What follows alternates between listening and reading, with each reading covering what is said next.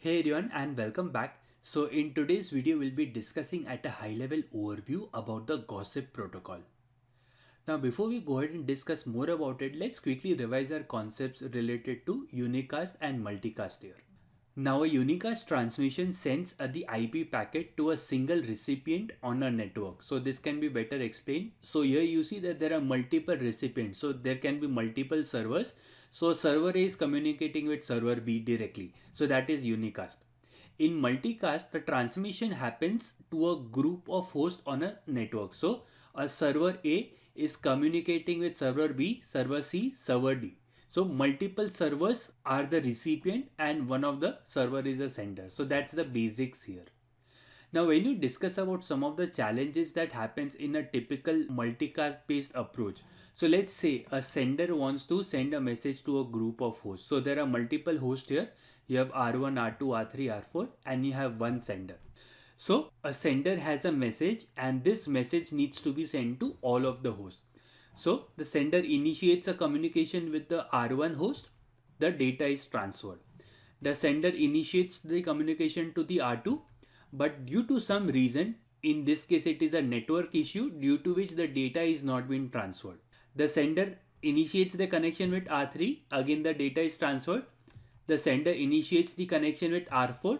However, in this case, there are host issue. So in this case, 50% of the hosts were not able to get the data. Either it can be due to a network issue or due to the host issue. Now, one more important thing that needs to be understood is that if the sender itself is down, then the data that it is trying to send will not reach anywhere.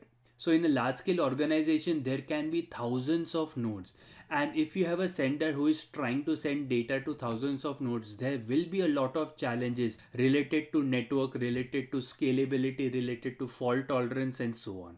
So what happens is that in a lot of use cases, a gossip protocol is implemented. So in this case, a data is periodically transmitted to a random target. So let's assume that you have a sender over here.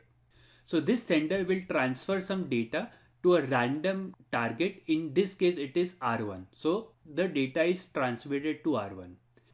Now, once the host R1 receives the message, it is also referred as it is infected by gossip. So this is the message. Once it receives it, it is infected by gossip. Now, in a similar way, R1 also chooses a random target and sends out the copy of the message that it has received. So here we are doing it sequentially. So here sender sent to R1, R1 sent to R2 and so on. However, it can happen that sender is sending to R3 or R1 is sending to R4 and so on. So similar to the sender, R1 also chooses a random target and sends out a copy of a message to R2. So R2 is also infected by the gossip. And at the last, you know what would happen? All of the hosts here would be infected by the gossip and this message will be part of everyone here.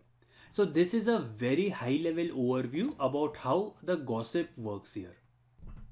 So let's quickly revise the basics of gossip protocol. So gossip protocol is a procedure or a process of computer peer-to-peer communication. This is very important. You have a peer-to-peer communication that takes place. The amount of overhead that is involved is not that high when compared to a non-gossip scenario. So let's assume that you have a sender and there are thousands of hosts. So there is a lot of overhead that is involved here. Now also note that some of the ad hoc networks have no central registry. And the only way to spread common data is to rely on each member to pass it along to the members. So here you have some data and this data with the help of gossip protocol is passed along with all the members which are B, D and C and so on. So this is a very high level overview about the gossip protocol.